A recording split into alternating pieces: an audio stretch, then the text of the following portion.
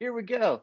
This is the Welcome to Being an Ethical Creator webinar. Basically, a lot of people in this panel have made a lot of foreign content stuff. And if you've had a trade shoot or you've been to any kind of a paid porn shoot before, or maybe you've been a PA on a porn set, and anything that has to do with that, maybe you just pay people to make the porn for you. The question of ethics comes up. And if that sounds like a question mark to you, like, well, ethical, well, what's everybody said they wanted to do it. I don't see the problem here.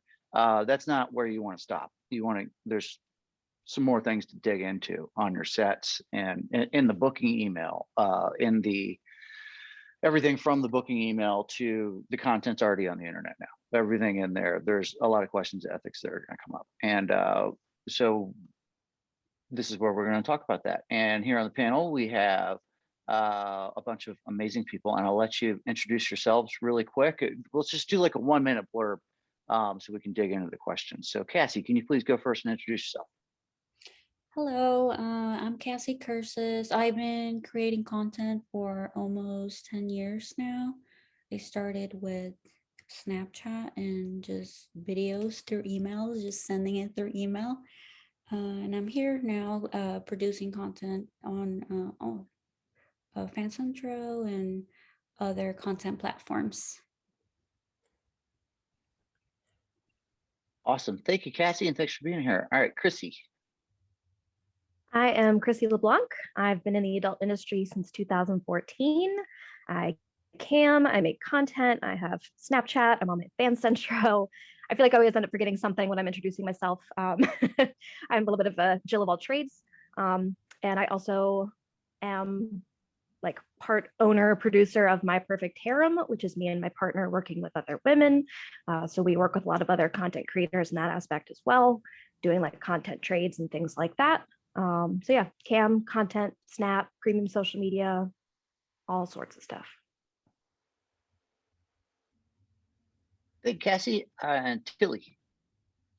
Hi, I'm Tilly Toy. I've been in the industry for about 8 years. I started as a dancer, then an in-person dominatrix, and now I've gone online primarily with Fan Centro, using Snapchat, and now mostly like the feed and things like that with a couple other websites too. I work with a lot of small creators. I like to just reach out and see who's starting out in my area, and I haven't much with 2020, but I work with a lot of really small creators. And so ethics, I feel like, is a pretty important topic, considering I end up being a lot of people's first experience filming with another person. So yeah, that's me. Awesome. Thank you. And Rachel Starr. Hi, I'm Rachel Starr. I have been a porn star for 15 years, and I've been in the adult industry as a whole for going on 18 years. I've been creating content for a majority of it, if not all of it. And I mainly only work with professional talent that's in the same industry as me, that typically has a lot of experience. But there are the off chances here and there that I work with people that have been in the industry for maybe like less than 3 years or something like that, other than my boyfriend or girlfriend at the time, which is also an interesting conversation to have when they're doing it for the first time, because I think we are all in it for so long, but we can forget or take for granted that, oh, just everybody knows this. And so I'm happy to be here. Right on. Very true. And my good friends, King and Jazz, would you please introduce yourselves? Peace. Good afternoon, everybody. We are Setting Jasmine and King Noire, and we are the co-owners of Royal Fetish Films and Setting Jasmine LLC. We do both hardcore and fetish content. We do both, we hire people out, and we also film content ourselves. So, you know, we have to deal with ethics on every level. So we are both very happy to be here today. We've had our company, we just celebrated our 10-year anniversary, both personally and professionally. And I have been in the industry for close to 17, 18 years. And you about the same in some shape, form, or fashion? Something like that. A lady never tells her age. So we're very happy to be here today. Awesome. Well, I'm glad you're here. This is awesome. And we have a Q&A section for anybody listening, watching.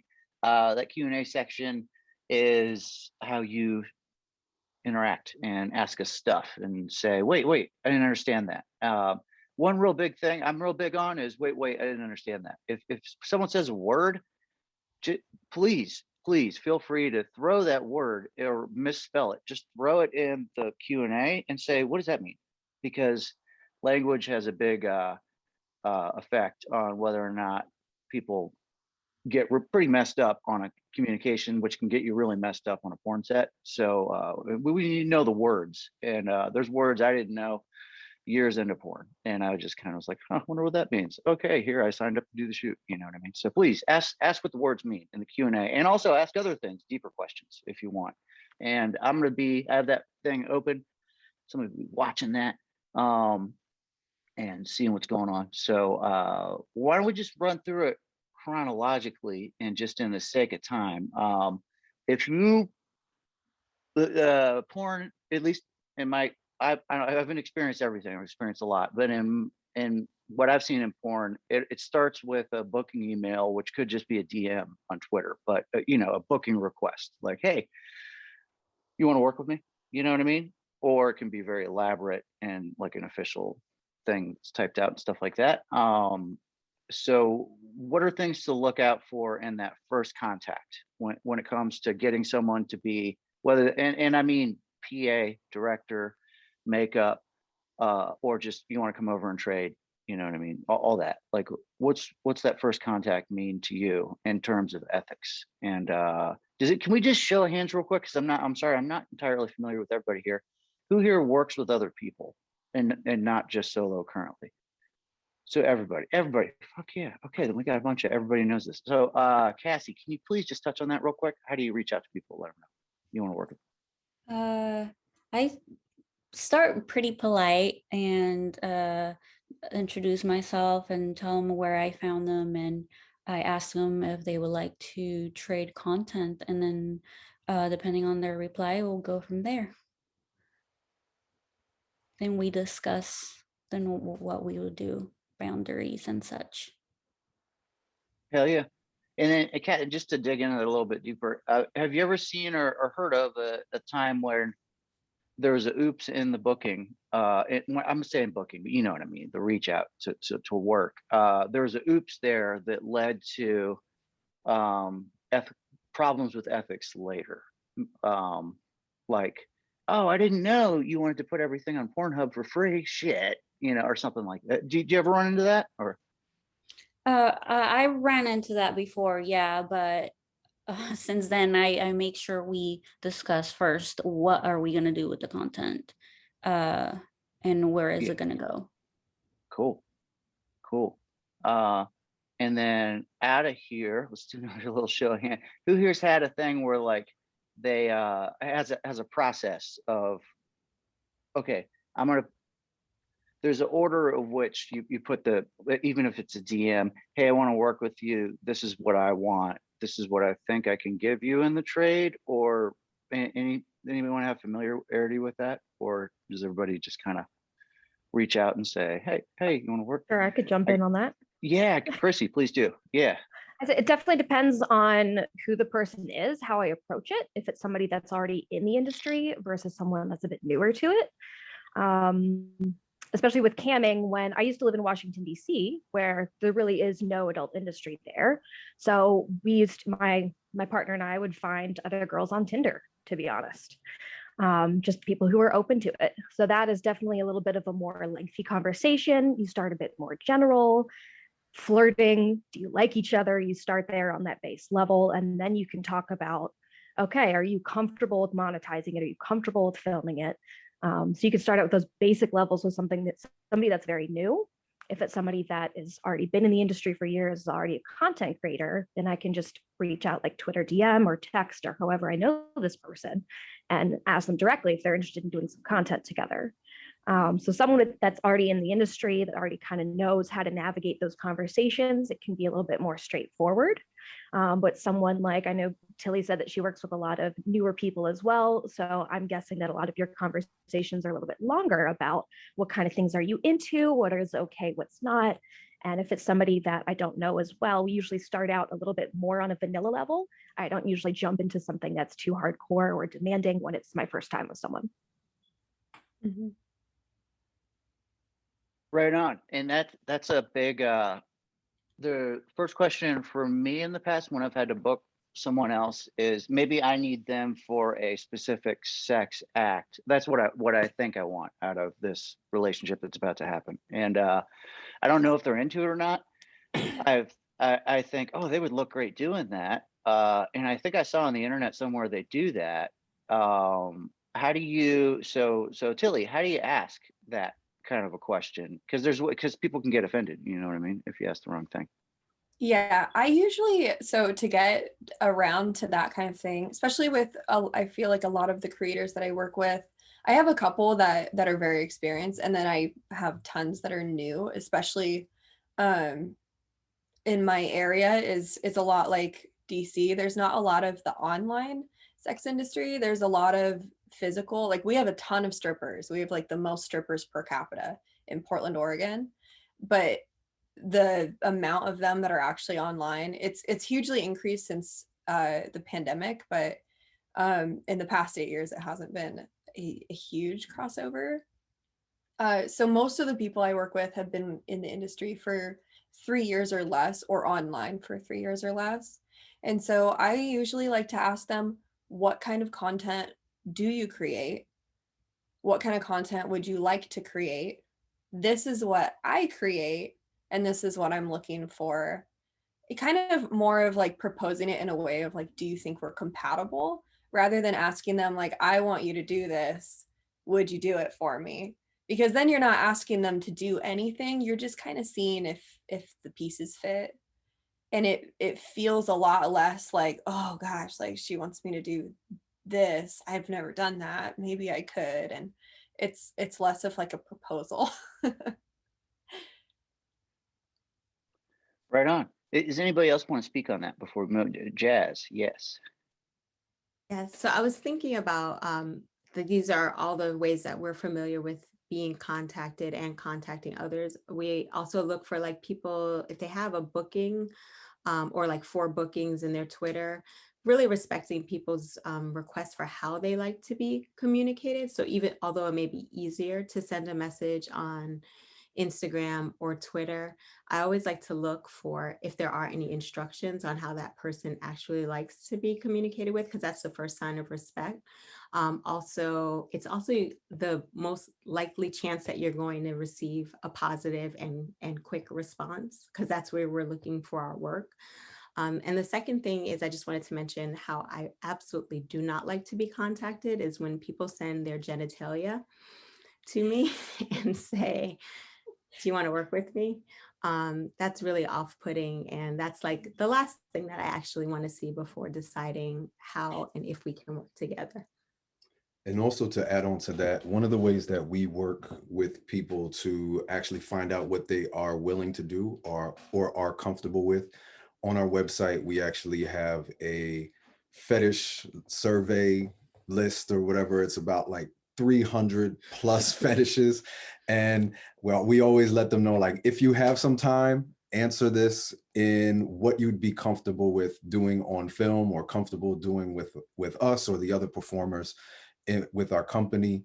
And I think it's just it's a good way for people also to look through like, oh, I didn't know there were this many possibilities and how we can actually try and film it, because sometimes we're used to making content that we've already made before. And when different things are presented to us, and just kind of like you said, you might have to look up some words, but then when you look it up, you're like, oh, I'm totally into that. I'm definitely trying to do that twice. So I think, you know, if you have the proper presentation with how you reach out to people, it shows that they're respected and that also that they should respect you back. Right I want to on. jump on And that too. yeah, We please do. also Esme. use a checklist. Oh, We have a cool. BDSM checklist that has like all the different everything from vanilla to super kinky. Like, have you done it? How interested are you in doing it? Or if you've done it, how much did you like it?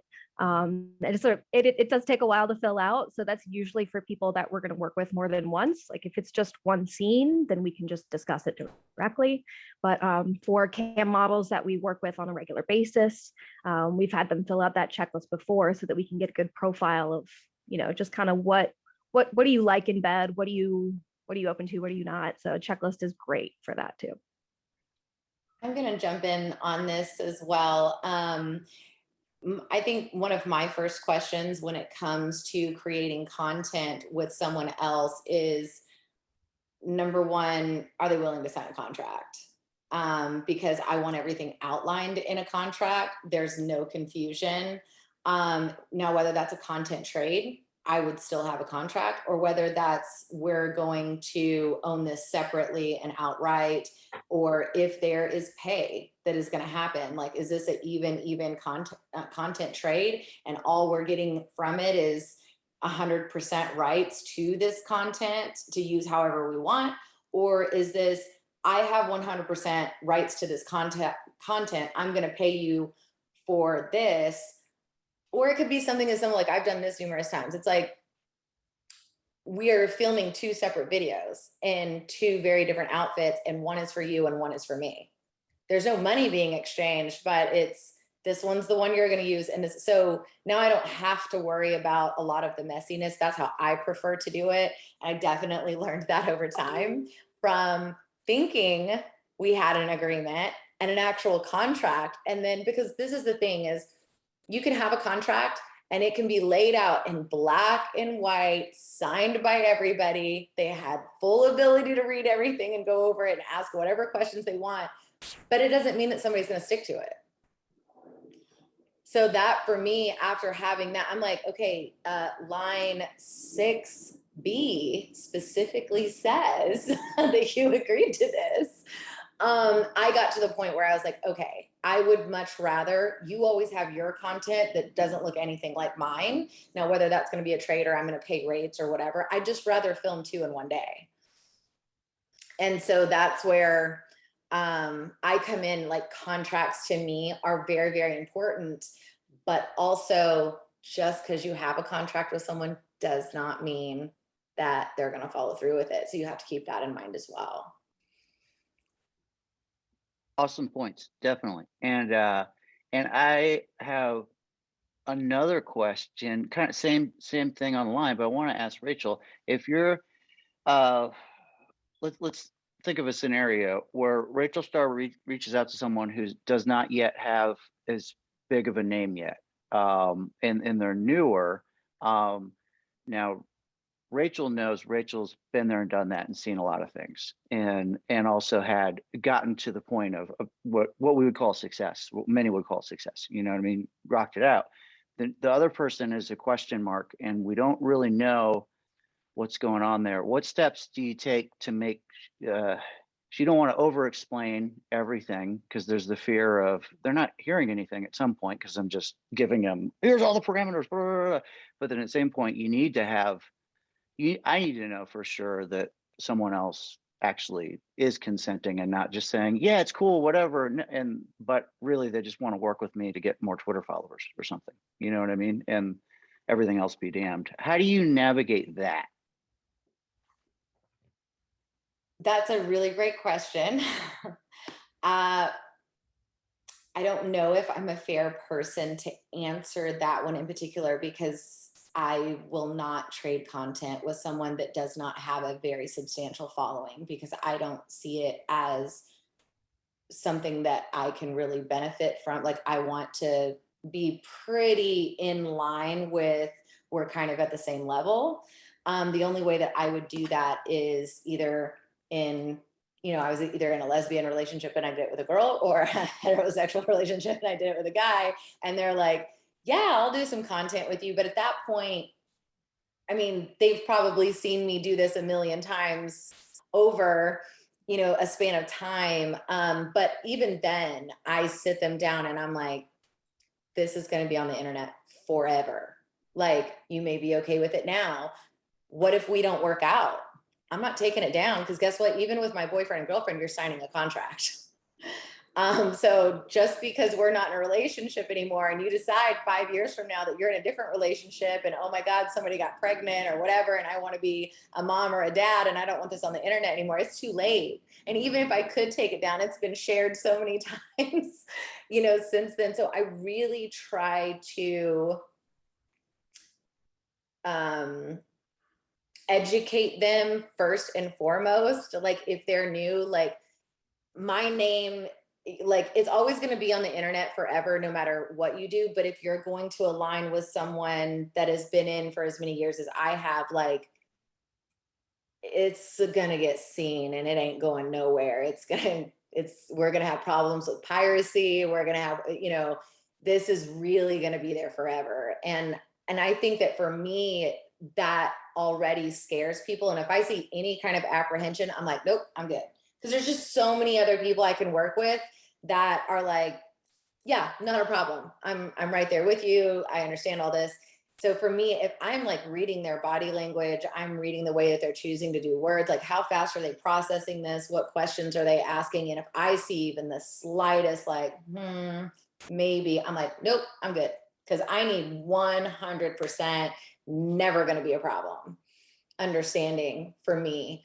And I'm not just doing that for myself. Like, people don't think about the fact that this stuff is on the internet forever initially. It sounds fun and it sounds, oh, I might get paid for this, but they're not thinking of our lives change and evolve. And I've seen it happen so many times. I'm sure all of us on here have had even a coworker that's been in the industry, maybe even for a few years, but he or she gets out and goes, shit, I wish I didn't have all that stuff on the internet, and they'll reach out to companies and what can I do to get this taken off? So I think for me, that is like education level number one. Like, it's on the internet forever. Right on. Yeah, and it's that's also a perfect answer, by the way, is I just don't work with people. I don't do that situation, which is complete in my book, totally ethical. If I have a question mark about the way my business operates or I operate, and I'm like, I don't know how to do this and know for sure I feel great about this, I don't really do it. I'm just like, I'm gonna skip it because it's not that important, probably. You know what I mean? That one shoot or that one whatever, it's probably just not that important. So I'm just gonna skip it. That's just how I view it. In terms of things being on the internet forever, there's some of the pitfalls are the shame of people can feel shame about porn that they used to do. I haven't personally experienced that, but I've heard about it enough to where I believe it. You know what I mean? I totally believe. I get it. Yeah. What I have experienced is stalkers and violent people and stuff like that coming after me, and then they can't get to me, so they come after someone close to me in my life, and then they can't get to them, so they come after the last person I traded with. And that's a kind of a new thing to me anyway. But so anyway, what I'm getting at is, now if I'm going to take a selfie even with anybody and it's going to be on the internet, I need to fully disclose to them, hey, do you have kids, by the way? Because there's this crazy person out there who's probably going to find this picture and then contact where your kids go to school and tell them you're a pedophile. And you're not. I know you're not, but they're going to say that, and you're going to have to eat that shit sandwich before we take the selfie. So it kind of sucks, but do any of y'all have experience with that, or have been on the other end of that, or anything? I 100% feel you in ways like, oh my God. Yes, I have had lots of experience with stalkers that if they can't get to me, they start following anybody that I follow on social media. They search out whoever I've worked with. It is and that is exactly, I mean, like, you nailed it. Like, I'm trying to give like this full disclosure of what you are signing up for, and the slightest bit of apprehension, I'm like, I don't want this on my conscience. The karma is not worth it. I'm just going to move on. There's a million other things I can do by myself, solo, without even having to think or guess that this could be a situation. And so yes, I feel you. I'm so sorry that you've had to experience that. Well, I appreciate you saying. I'm sorry you've had to experience that. King and Jazz have a hand raise, so. So we've definitely had experiences with, you know, it's like if you've worked with me, then all of the congressmen in Florida and the whole Department of Veteran Affairs has seen our content in an effort to take down the work that we do in and out of the industry. And, you know, we are very public facing, from press to our families and just our whole lifestyle. So you cannot work with us in a silo or secretly. And one of the questions that I ask when people want to work with us are kind of like, what is your goal in the industry? If this is not someone who is well established, as Rachel was sharing, which definitely understand why you take that stance. And because we work with a lot of people with interesting fetishes, some unique talents. Sometimes they may not be as well known, or they're building their audience. So we certainly do work with people that are relatively new to the industry, but we really want to get an understanding of what their goal is in the industry. Have they shared their goals and the work that they have done with family? Are they working? Do they show their face? Like, that is something that we won't work with anyone who's not willing to show their face. Not because, I mean, that's a fine thing for you know, for a person to create a certain level of anonymity, but we certainly don't want their tattoos or things like that to be exposed, because we are very open with how we share our work. So I think it is really important, and there have been some really tough lessons where we've tried to protect people who've changed their minds later. And at the end of the day, we really do have to protect our brand. We have to protect our business, and we also have to give people the autonomy as adult decision makers at that time. And so to avoid those situations where we're trying to brainstorm on how to get content down or how to reel something back that is impossible to reel back, we've just started to like create these opportunities for people to really have a moment with themselves on, you know, are you okay with this being on the front page of any newspaper? Because that is the sort of press that we get, and we're proud of it, but we want you to be proud of it too. I love that you ended with, we want you to be proud of it too. Like, that, girl, yes, ma'am. Hell yeah. Yeah, I don't want talking- anyone to ever regret being with me. At the end of the day, like, that's Yes. as simple as it gets. Like, I don't want anyone to ever regret sleeping with me, having a relationship with me, any of that. Like, I want it all to be a positive experience. Right on. And before we move on, I just want to remind anybody watching, viewing, there is a Q&A section, and it's clean as a whistle right now. There's nothing in it, so that's okay. Doesn't have to get filled up with stuff, but feel free to throw questions in there. And back to, if you don't know what a word means, please ask. No, that we're not going to get offended or think any less of you. There's so many words that people say all the time that I don't know what the heck they're talking about, because I'm 42 and new things come up. So I want to know the words. And I believe Cassie raised her hand to speak up on something. Yeah, I just wanted to add back to what we were just talking about. I think you get a feel of how is the content trade or the shoot is gonna go with the person if you kind of build a relationship with them a little bit before maybe like setting up a booking and then deciding what we're doing and telling them it's gonna be here, there, and somewhere else, but kind of like, you know, maybe like set up a video meeting with them first and kind of like just get the feel for the people, talk about all our concerns before we do the booking, you know, so we can understand each other like on a better level. Like, I think it's better when you speak face to face instead of like maybe just chat, usually how bookings are done. Kind of Hell yeah. building for that right there. I have had conversations with people where you realize from those conversations, we should not be working together. Yeah. Yeah. Once you have those video conversations and things like that, and you're like, okay, so yeah, I'm gonna email you the 2257s and the X, Y, and Z, and I need this and I need that. And actually we have a production assistant that has some questions for you in regards to your safety words and concerns and all of these other things like that. And if that person is like, what's a 2257? Or I thought it was just going to be us there, or all these other kinds of things, when you're like, no, we take our business very seriously, and we would like for anybody that we work with to take their business seriously, but also respect and take our business seriously as well. So I do think when it comes to all of these pre-screenings that you do, you really do siphon through all of the bullshit, all of the potential problems, and your ethics are going to be out front. Mhm. So if your ethics are out front, hopefully, their ethics will be out front as well. And if they don't have those ethics out front, then this is a position that I'm gonna have to pull back from. Heck yeah. And we're killing it here. We're doing great. So we talked a lot about that initial contact. Here's one that has something to do with the initial contact, but all the way through to the very end of the content being made.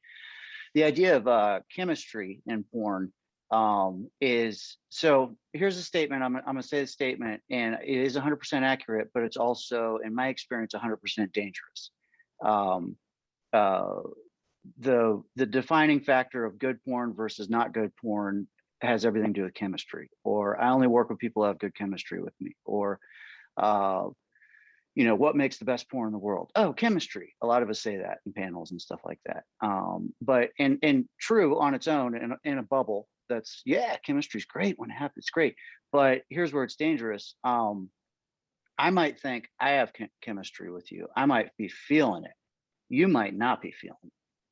And then we're starting to make decisions around consent and touching and not touching, and when it's cool to send a text message, i.e. 2 a.m., and when it's not, and stuff like that. I have a wife, and she might not be cool with your chemistry with me, or my chemistry with you, or vice versa. You know what I mean? We might be just feeling it on set, and then oh, I just thought I mean, you said, I saw on your Twitter you like to be choked. We didn't see that you like to be choked. We start to make hops and leaps and jumps because we have this like chemistry liftoff to where we're in chemistry land and we're having fun. So I'm not saying chemistry is bad. It's fucking awesome, and it's a lot of why we do this stuff. But I've learned over the years, it kind of also shows a little privilege. If I only work with people I have great chemistry with, I'm a lucky duck to get there. Because there's also a lot of people in porn who are legit sex workers who just don't get that benefit. They do it because it's a good job, and they do it for the money, and they do it this and that, and maybe they've never felt that on set, and that's totally okay too. So I just want to touch on that idea of if and it starts again with booking, goes all the way through to the end of the set. But if I feel my way to mitigate that is assume zero chemistry entirely, and just say, hey, this is a professional thing. We're just going to do this professionally. I'm going to be professional. I'm going to try to be sexy. That's the job. But I'm not going to assume there's anything in between us. And if I feel something, cool. You know what I mean? But that's not everybody's experience, and that's a conversation I've had with a lot of people. Everybody has their different way of dealing with that, of call it chemistry, call it feelings, call it horny, whatever. And so would anybody like to talk on that a little bit? Sure. Yeah, Chrissy. Yeah, I could jump on that. I definitely feel a little bit of that, like, push and pull a little bit when I'm like, oh, I'm attracted to somebody, and I'm like, oh, I just want to jump your bones right now. I can't wait to get into this scene. But it's always important to discuss, like, okay, so is there anything specific that you're not into? Do you like the choking, spanking? Do you like it hard? Do you like it soft? We always cover that spectrum of things, and at least a general idea of what's going to happen. I don't usually script my scenes or cam shows as much. I like them to be a bit more organic. especially when it's camming, we'll play off of audience requests. And so I'll tell whoever I'm working with, like, hey, if there's something that comes up that we didn't discuss, just be honest in the moment. And it is okay to say, not today. You don't have to say, no, I'm not into it. Ew, that's gross, whatever it is. You can just say, not today. And that is a very easy way to deflect a live request from a fan, if it's camming, for example. But for like a scene or camming, we also discuss, like, if someone does take the scene too far, we just say pause. Like, if anything happens, even if you just need to go to the bathroom in the middle of a cam show, you can just say, okay, pause. And then we stop what we're doing, address whatever it is. I mean, it can be as simple as that last spank was a little too hard. Okay, now we can get back to it, go lighter. So pause is like our easy default of just like something needs to be addressed. And we always say, like, no matter what, you can always stop a scene and we'll discuss it. I'm like, you can always stop, you can always pause to discuss whatever's going on. And I'd like to jump in on that as well, as far as Chrissy, like, so on point with you. I used to do webcam shows a lot. They're very deep in my heart. I still miss them, especially with other people. But the physical, like, it's not just words too. One thing that I talk about as well is, I mean, certain situations and positions, you can't use your words.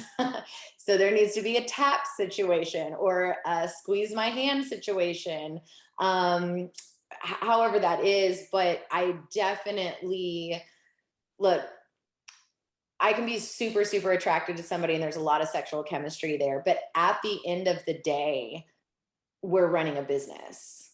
You're trying to start a business, maybe. Whatever it is, the business stuff is not sexy. It's not sexy to send a 2257. It's not sexy to, do your bunny ears with your IDs. There's nothing sexy about that, but it has to be done. It's not sexy necessarily, talking about do's and don'ts and how far will you go and, oh, you've never done this or you tried it once or whatever it is. That's not the sexy part. But it is so important. And in my mind, there's never like oh yeah, I'm going to have this person come over. Well, we only got 15 minutes to talk about that. So snap, snap. I'm like, we can sit here as long as you need. I'm not waiting to do all of this stuff the day of. I'm doing all of this stuff before you've even arrived at the studio to shoot anything. And that is also helpful with the chemistry too. You've gotten all of that stuff out of the way. Things are signed. Now they're just showing up and it's like, boom, boom, boom, boom. You've already had a copy of all the contracts, everything like that. Now you can just sign the names because it's the day of, right? You need to have it for that day. And then you can, double check, like, hey, has anything changed? Are your emotions different from what they were 2 days ago when we talked about this? How are you feeling? You're good. Okay. Check, check, check. Everybody's good. Remember, this is the safe word. You can always squeeze, tap, all of those things, just a quick little rundown. And now we can get into it. And that chemistry is still flowing, ebb and flow, and it's there. Heck yeah. And one thing I can only talk about my own experience with horny because I don't know what horny means to you because I'm not inside your body. But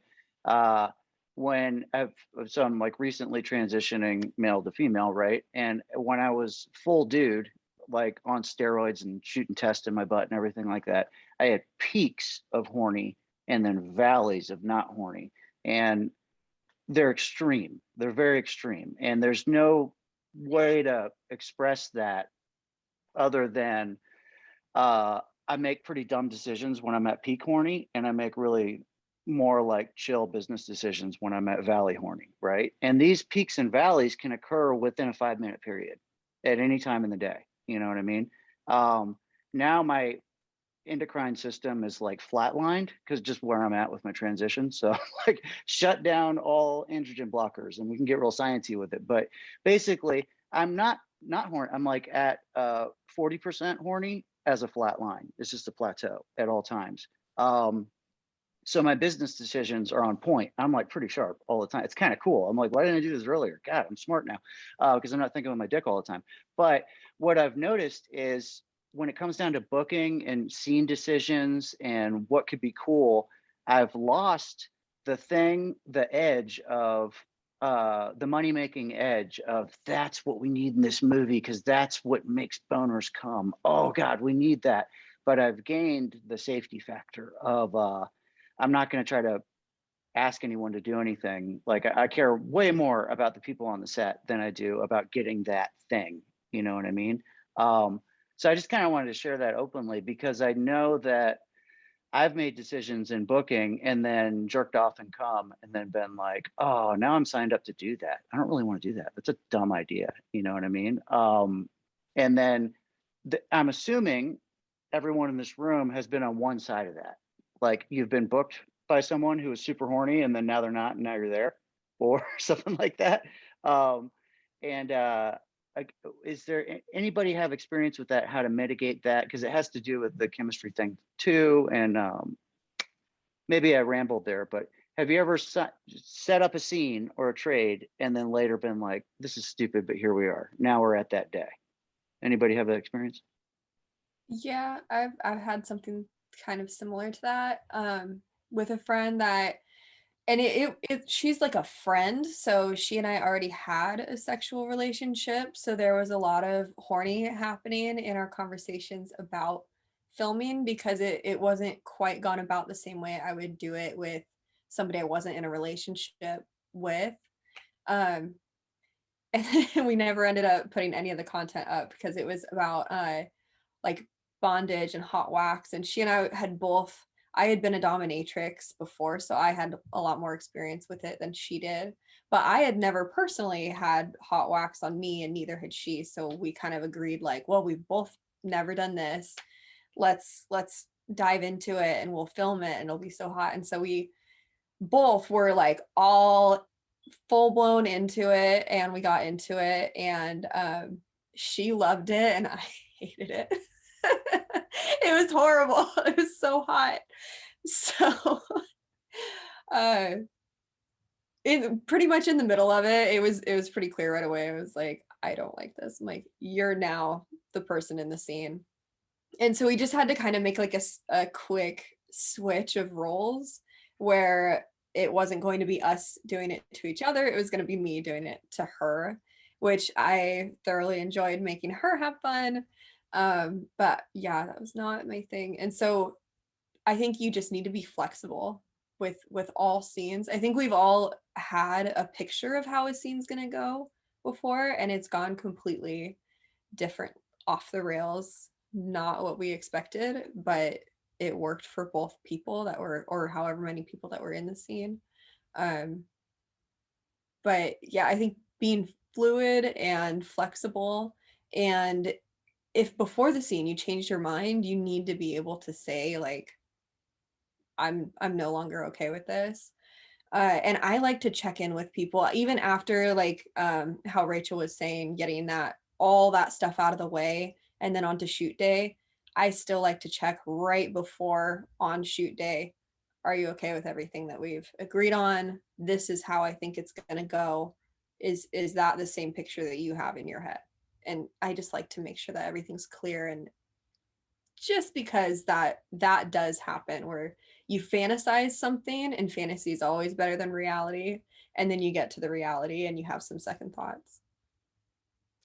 Also want to add a little bit to that, like being on the other side, if the person you're working with decides right there that they don't like that, or they don't want to do it anymore, also be like understanding and not make them feel like, oh, we're never going to work again. Like it's make them feel uncomfortable for making that decision. I think being understanding is really important, and then checking in with them and letting them know that whenever they're ready, we can do it again or do something else. And if they don't want to do it at all, it's okay. I think that's really important, making people you're working with comfortable and not making them feel that you probably are mad at them or making them feel bad. I agree, Cassie, because this is the other thing is we've all lived lives previous to this one point. Some people can have things can happen. This has happened to me where I'm on set, everything is going good. It's me and this person. We've got all of these things in place that we've talked about. But something that happened triggered something from their past. And even though we've talked about all of these things, maybe it was the tone or whatever that whatever it was, consent is you are consenting every second. And it is a fluid motion of a continually consenting to keeping going.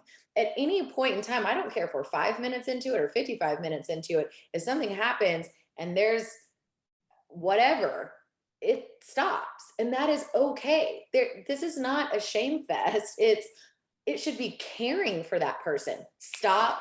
Okay, how can I be there for you? What happened? Let's talk through this.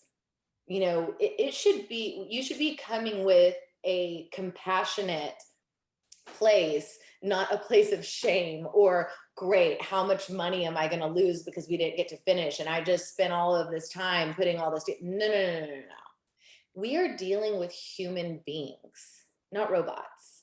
These are human people that have years and years of history leading up to this tiny little moment. And consent needs to be understood as not once you sign the dotted line and the second the camera turns on, it's done. It's a done deal. No, it's every single second is a moment of consent as all the way through. So I just want to put that out there. Yeah, what I was saying before with like the pause instruction, that's definitely something that we go over with every single person we work with for that reason. It's like, just because the scene is going on doesn't mean it's a done deal. You know, if you're worried about ruining the scene, that's why we say, okay, you pause, you freeze in the position that you're in, say what you need to say. We can always cut there and then start it again once we stop the pause. So it's very important for us to always iterate to people is, you know, if anything happens, even when we're live, it's important to speak up, say something, pause me if you need to. For that very reason, consent is absolutely always continual. And even with that too, Chrissy, you know, in my experience, my advice would be to never stop recording. If it pauses, keep the camera and the audio on. Like that's to protect yourself too. Sometimes you don't know what mess you're dealing with. And you also need to protect yourself, have compassion, and definitely address the moment. But also, you're running a business too. You need to protect yourself. People, I can't tell you how many times I've made it abundantly clear that I am 0 drugs, 0 alcohol, 100% no go for me. Not going to consent to that. And then people say, oh yeah, I haven't taken anything. And something starts, and you're like, they're suddenly acting strange. Like, what is going on? You know, for my protection, want to keep that camera going. I'm stopping it the second that I'm like starting to feel something's off, but I'm keeping that camera and audio rolling to protect myself. You can record the consent conversations as well. And I know a lot of people do. It's like, as soon as you get there together and you're discussing how the scene's going to go, you can record all of that just to make sure everyone's good. Absolutely. And, I record everything. Something else I wanted to like toss in is, go ahead. Sorry. No, you go ahead. Those little conversations of like, ooh, like you hit like a pain, you know, if someone's like fucking you with a dildo and they hit a painful spot, like not everybody has the style, but I love sharing that in the final video of like, ooh, can you adjust that real quick? That feels better for me. I feel like that's being ethical to my viewers also. It's like, during real sex, it's okay to say, hey, can you switch that up a bit? And of course, if your final product is a fantasy that is not involved in, fine. But I love sharing that side of things as well. It's like, it's totally okay to adjust things in the bedroom and talk to your partner. One thing that I've seen a ton of is people are good people and they're ethical people, but they find that they're backed into a corner, whether it's financial or social pressure.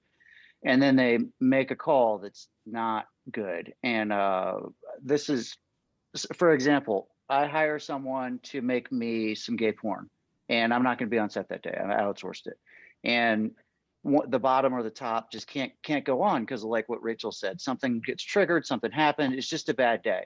If I were on set, I would say, oh, hey guys, we're going to do kill fees and let's go to lunch or something. Let's screw this. You know what I mean? Like, it's not worth it. It's just not worth it.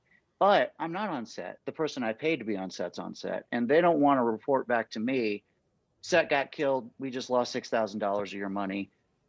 Oops, because they want to get the next gig, or maybe they have a reputation. I don't know what they're thinking. But if I find out later that shoot should have been killed early, but it happened anyway, I get really upset. And all I can do then is, it's too late. I can report back to them. But so how do we solve that? Because a lot of porn gets made by third parties.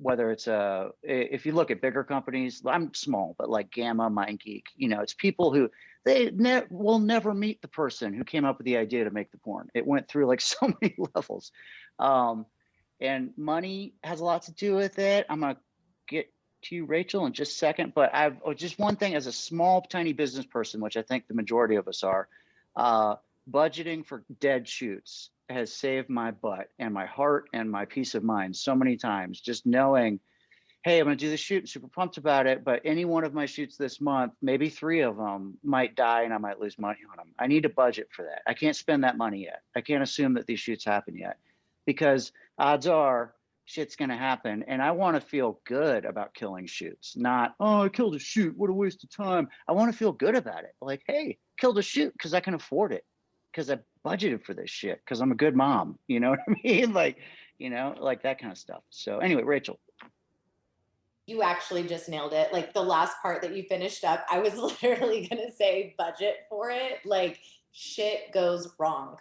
Things go wrong. Things don't go according to plan. And you have to be prepared for that. And if you're not prepared for that, in my opinion, you're not prepared to be human to human content trading with someone else. And I believe Jasmine even touched on that as well. That we have to give people, like, they're adults, they're making conscious decisions, and they're going forward with some, like, we can try to help all of these pitfalls, but at the end of the day, the responsibility sometimes is just on that other person. We can only control what we can control. We can't control other people's actions. And there is a trust and a faith involved, even after having all of these conversations and trying to catch every tiny little thing in all of the years that I've been in. And correct me if I'm wrong, King and Jasmine, like, it just doesn't go according to plan, no matter what you do sometimes. And it just is what it is. And rather than, like you said, getting pissed off about it and being like, oh man, it's like, I want to feel good that I'm able to say, nope, it's all good. Well, we're going to address the issue, but it's also, hey, we're going to stop right here, kill fees. Let's go have lunch and fix that situation. Cause that's always more important than the content at the end of the day. But you need to be in a place to be able to, nothing is going to stop you or make you think twice about stopping, ever. Heck yeah. I think your number one concern should always be for the safety of the set, for the people on and off camera. And in a situation, let's say it's not a situation where you're paying people. If it's a situation where it's a trade. I remember, I don't know, maybe like last month, people were up in arms about there being a shoot moratorium. And it's like, if you don't have a backup plan for everything you do, whether it's making content or the route you're going to take to where you're getting to make that content in a day, you know, you're always going to be running into some sort of issue that will shut you down because you haven't planned beyond just this one thing, right? So if you're in a situation and someone's like, you know what, I got here, I was all down for all the things, but now none of them work for me. I can't do this. Get home safe.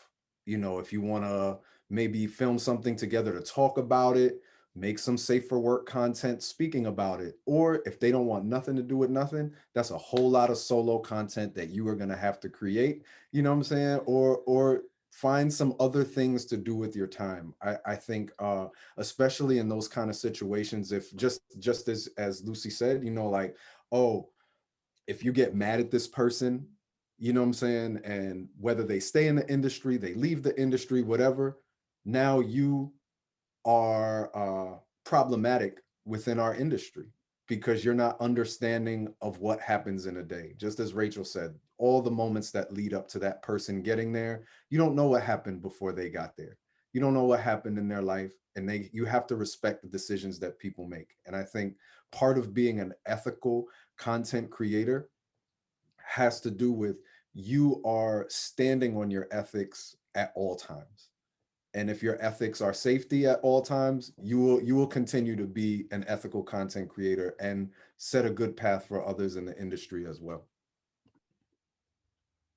And we're running out of time here, I think, but I just wanted to put out there two things. One, and you, I want to spread the word on this. On the 2257 and the model release, it's totally okay to have a clause in the model release that says these things are not okay in the content for the finished product. For example, on my model release, it said whoever's in the scene has the right to say, don't use these words when you title this film. Don't call me, you know, by my race or my gender if they don't want to be called that way, or don't call me whatever. And because at a lot of our levels, there's a pretty good chance at some point one of us is going to retire and want to sell all our content to Gamma or MindGeek. And I'm not knocking Gamma or MindGeek, you know, I'm just saying they're big companies and they might miss something. And it's good to defend the people, whoever was in the movie 5 years ago that said, don't fucking call me white, sissy, trans, whatever, you know what I mean? Just call me me. They have the right to be defended legally on the paperwork, and you have that power on that form to do that. So just add a little paragraph in there. It'll stick and it'll stop the wheels in motion later when they want to rename shit. That and it's okay if I make a ethical error. If I pay someone else to make porn for me and they made an ethical error, and the person who gets hurt a little bit, maybe something got triggered in the scene, we had to kill the shoot. If they're mad at me, I need to be okay with that. I need to be like, hey, they have the right. They got, even though I didn't do anything wrong, I don't think I did anything wrong. It just was a bad day. I don't need to follow them and then convince them to think I'm okay. I see a lot of that in this industry, and people are scared of being canceled or whatever. But it's okay for someone to be upset at anyone after a porn shoot that went bad. Just give it time, man. You know, just give it time. It's okay if it's not a burned bridge. It's just, hey, they're feeling inflamed and sad and sick because something bad happened on set, and they just don't want to hear from me for a while. You know what I mean? So I think that's a lot. So, and then Tilly just raised her hand. So You just reminded me of one point of like throughout a shoot, if somebody uses that safe word or says pause, or you know what, like I'm not okay with this. This triggers something. I'm uncomfortable. One thing that I feel like is important to remind everybody is there's always are you okay? What can I do for you? What do you need? There's also, do I need to leave the room?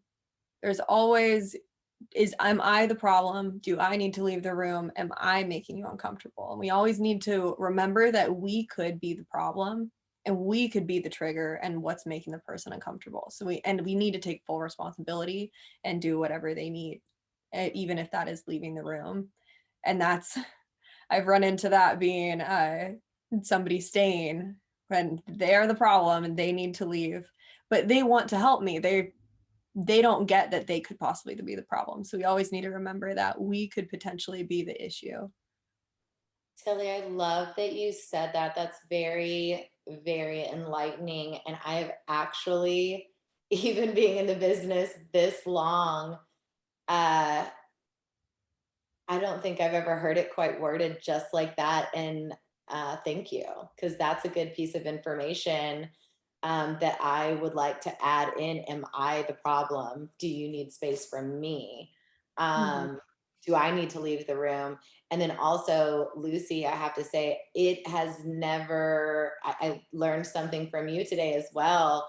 You know, you have all these contracts and things like that, and, you know, you're trying to protect your business and all that. But I love how you said that putting a paragraph in there, and then if we do sell that to someone like Gamma, it still protects the other person as well, like of what they wanted and what their request, whether it's a title or whatever. I know that I have filmed things way back from 2007, 2008, and the title that it was back then when it was resold was not the title that it is today.